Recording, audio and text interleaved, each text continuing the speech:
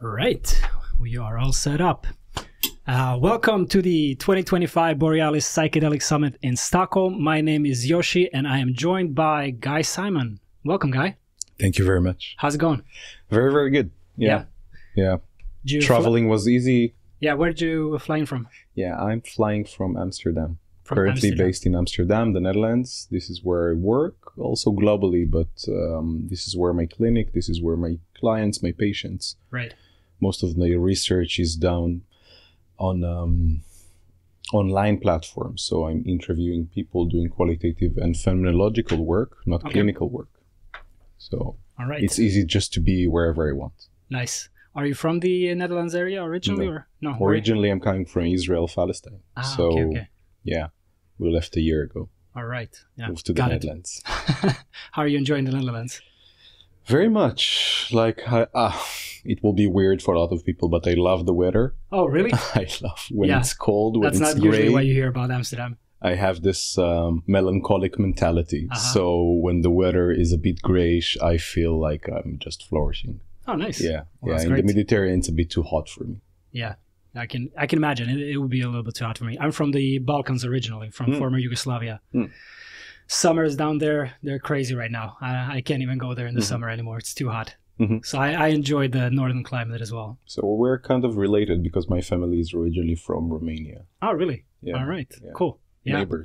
Neighbors, pretty much. So tell me a little bit about your background in the psychedelic research area and how you got started with it. So my academic and clinical background is actually in trauma and sexual abuse in early childhood. So I first started working with individuals that got, sorry for the trigger, got molested or abused sexually in early childhood, mostly women. So what I was interested in the beginning was the development of complex PTSD after severe abuse in early childhood. So this was my initial work in academia, also clinically. After a couple of years, I moved to psychedelics. But before I was teaching individuals how to work with severe trauma in early childhood, I was teaching in Japan, in China, Israel, and all sorts of places, clinicians and caregivers. And when I wanted to pursue a PhD, I initially thought that I will do cultural research, anthropological, cultural psychology work in Japan. So to go on an ethnographic field work in Japan to study solitude, positive solitude, and the influences that I thought that Buddhism have on that in Japan. So also Buddhism and Shinto. This was my initial research, and I kind of moved to psychedelics because my supervisor was really enthusiastic about psychedelics and all the hype around it. Right. And I do have a psychedelic background. So also personally, of course, as a teenager, going to raves, taking acid, taking mushrooms, DMT, all of that, but I never thought about researching that. Right. So it was more of a personal interest.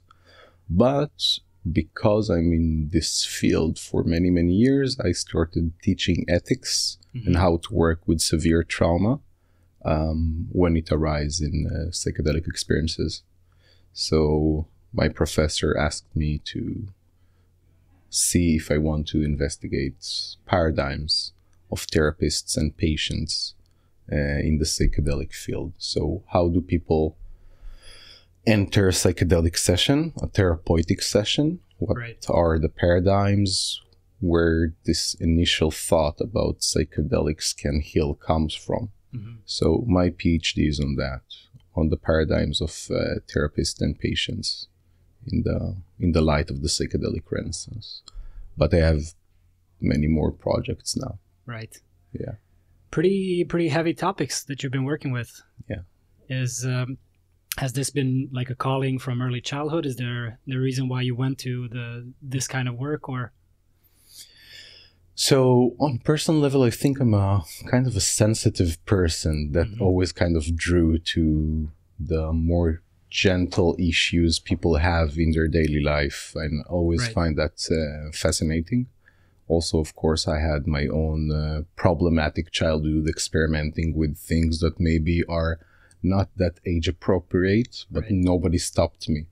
I wouldn't say I have like super traumatic experiences on my own, but I was around a lot of people that were struggling with psychopathology, anorexia, post-traumatic stress disorder. And yeah, it was always fascinating for me. Yeah. So yeah, this was my background and my first professor for my master thesis. So I hold 2 masters. And one of them is in creative art therapies, psychodrama, and the other one is clinical social work. And my professor, when I did my first master in art therapies, she was, and still is, one of the leading experts in PTSD and complex PTSD and sexual abuse in early childhood. Right. So she kind of pushed me to do a work on revenge fantasies of people that came out from, very problematic teenage or childhood. Yeah. You mentioned the people who experience trauma from psychedelic experiences as well. Yeah. That's very interesting. A lot of people work on the other side of it, treating past trauma with psychedelics, but also you're looking at the psychedelics-induced trauma, I guess. Yeah. It would be called. So when I think about people I met when I was young, not working with psychedelic, that wasn't exist back then. Experimenting, going to parties and raves, etc. So some of them came out from the experience completely fine. Nobody did like an inner journey, personal growth, healing trauma kind of work. We just knocked ourselves off as much as we can. Yeah. Some of the people experienced a very traumatic experience while using psychedelics. And this is something we kind of forgot with the psychedelic hype, that psychedelic experiences can be a traumatic experience as itself, right? Absolutely. So being recruited to the army and participating in wars can be traumatic. Meeting a molester can be traumatic, but also having a psychedelic experience can be traumatic. So it's also an agenda kind of to balance the hype that we have today with the fact that psychedelic experiences can be traumatic.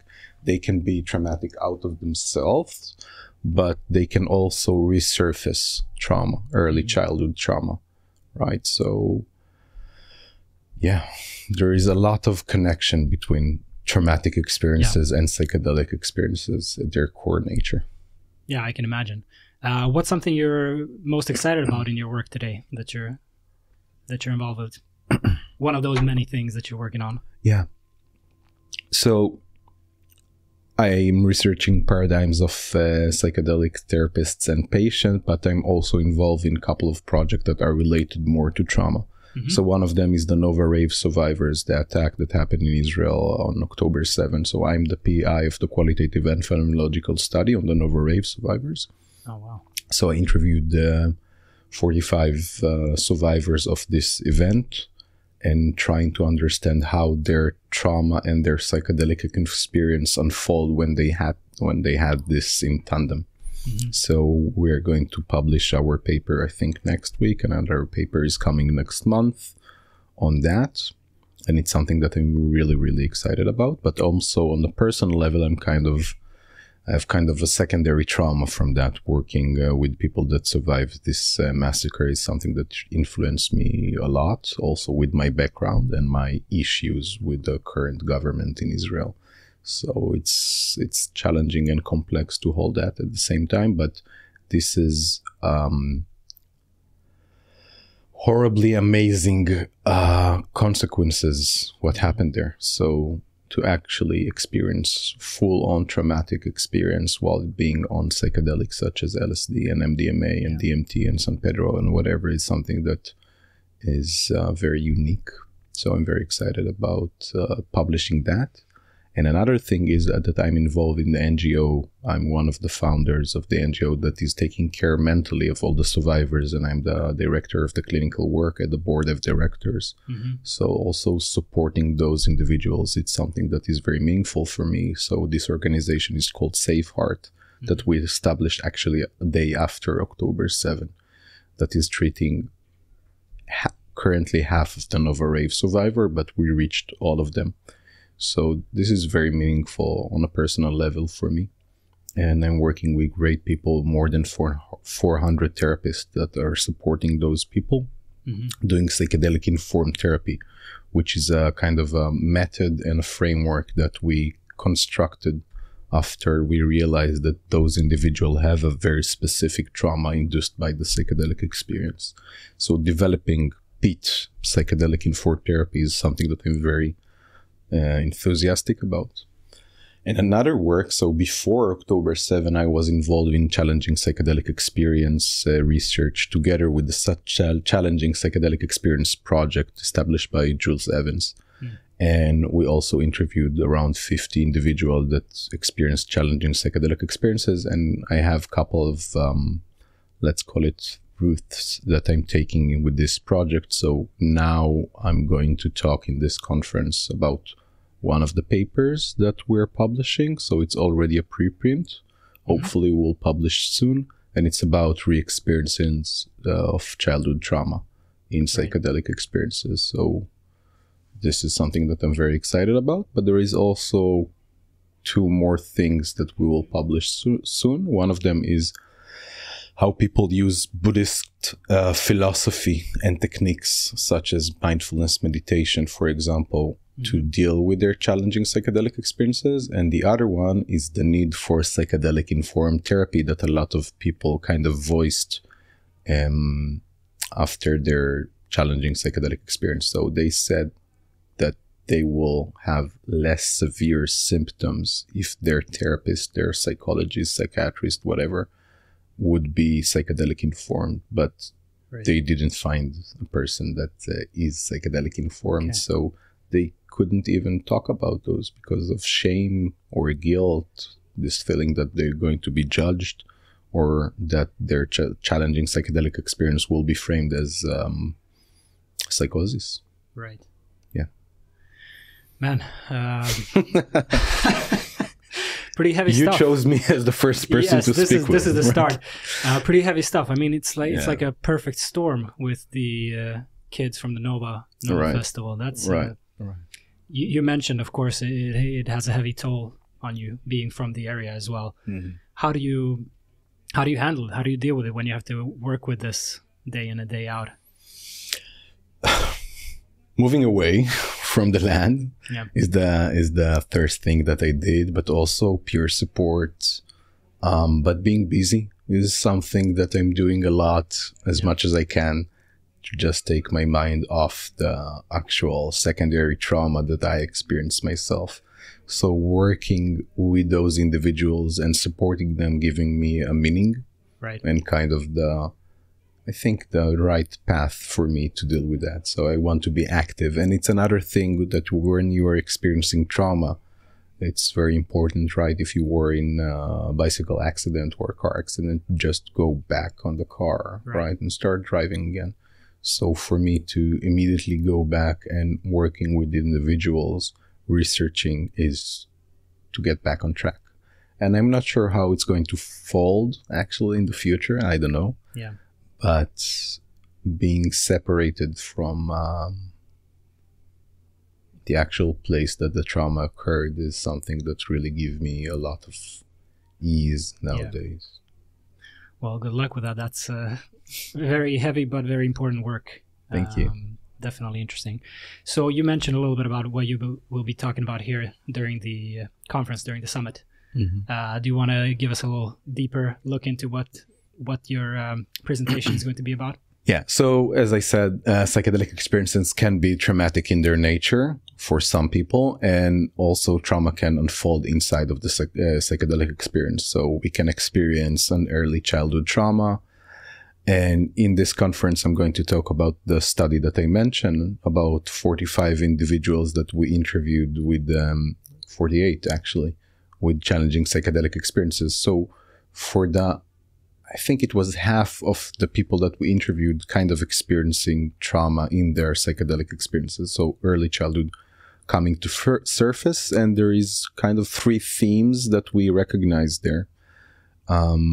The major one was a vivid, relived experience of the childhood trauma. So they entered a psychedelic trip and they were let's say, in the bedroom of their childhood, experiencing again being molested, for example. But trauma, re-experiencing of traumatic events in psychedelic experiences can unfold in many ways. And it can be a very somatic experience and not a proper, vivid recall of the trauma. And it can be also fragmentations, so sceneries, flashbacks, or just knowing deeply inside that you experienced trauma. And we raise a lot of questions there. So there is this debate. Are those memories, right? Are you experiencing a real memory that happened? And for some individuals, they were not able to recall that this happened or it didn't happen. So some experienced a memory that they knew about. Some experience a memory or a vision. We don't know. They don't know that might happen in their childhood. And this is also kind of an issue. If you're not aware of this and you don't get confirmation from your family or the person that did something or did not, you kind of linger, right, with this question mark around this very fundamental experience in your biography. And this is another thing that people are suffering from, the not knowing. Is this happen or it didn't? Right? Is there a way to establish, like, how often is it a real experience and how often can it be something imagined?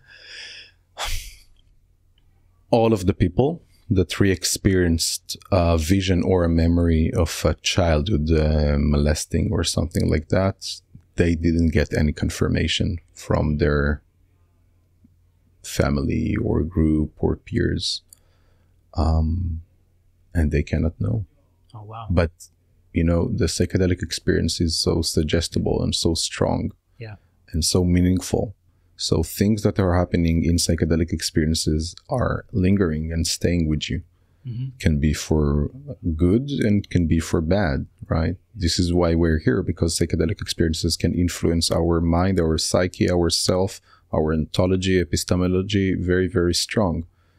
But if it's a traumatic experience or re-experiencing of traumatic event in your early childhood, maybe it's not something that you want to linger, right? Yeah. So I think people need to be more aware that it can unfold in a very traumatic way. The psychedelic experience cannot, but also can. So we need also to speak this out loud. And also another thing, as I mentioned, my PhD on paradigms and the discourse, is that a lot of people entering a psychedelic experience, something that I didn't experience in my childhood, with this trauma culture and paradigm. So I'm going to meet a trauma. I need to meet a trauma. Psychedelics can help you meet traumas. And if this is the mindset and if this is the discourse, so psychedelic experiences in their nature will become maybe a traumatic experience, or maybe only involved around trauma and mental health and psychopathology. And I'm not sure we want that. And I'm not sure this is the true, I'm pretty sure it's not the true nature of psychedelic experiences. Kind of the neoliberal perspective of personal growth and optimization and healing yourself and becoming better and so on and so on. Maybe there is more, because, fundamentally psychedelic experiences for me are just out of the body, weird, crazy experiences that bring me to places that I couldn't kind of go myself. Right. Or maybe with a lot of help with meditation, but if it's only about healing and self-recovery, so maybe I will not have options for the weird things to come. Yeah, the true nature of psychedelics. Right. Yeah. It's very interesting. What are some highlights in the psychedelic research field in general that you look towards today and moving forward in the future? I want to see more anthropological and sociological perspective on psychedelic experiences. I think we have a lot of neuroscience, a lot of psychology. Myself, this is what I do, a lot of neuroscience and psychology. I'm not a neuroscientist, but this is the literature that I use. and I wish I can have more up-to-date anthropological perspective, sociological perspective. And another thing is that kind of weaving philosophical perspective and theories into psychedelic experiences, kind of opening our perspective and giving more options and more room to take with what do we think about psychedelic experiences, because it's the same thing all the time. Right. With research. Right. So I think we kind of need to get out of the box. I think this is something psychedelic teach us. Yeah. But when you're a scientist, you need to be very, very specific, and you need to stand on the shoulder of giants. And the giants are neuroscientists and psychologists. Do you feel like the field is moving in that direction? No. No, there is no money in sociology, anthropology, and philosophical thinking. Always the money, huh? It's always the money. This is the neoliberal and capitalistic perspective that is the foundations of science and also psychedelic science. Right, so the companies that giving money to researchers to do the research are pharmaceutical, and there is not enough philanthropical groups that are supporting philosophical, sociological, anthropological perspective in mental health in general, but also in psychedelic science, which is kind of mental health science nowadays. Right. So, are there any such groups? In most of them, there is kind of funds that will go to this, but it's not the majority, right? So we don't need to, but we kind of looking for a way to commodify and make those substances into drugs, right? To treat mental health. So you want to get money back if you invest. Yeah, of course. Right. That's the system we live in, right? Yeah. All right. Where can people follow your work or find your research? LinkedIn for sure. So Guy Simon on LinkedIn. Look for me in Scholar. Please don't follow me on Instagram and Facebook. I don't like those, but I'm still there because I need. And they can reach me out through email, but I will not share it here. You can find it online somewhere. And I would love people to contact me and start debates and discussions and collaboration. All right. Fantastic. Yeah. Thank you very much. Thank you. And thank you to everyone tuning in. This has been Yoshi from the Borealis Psychedelic Summit in Stockholm. See you next time.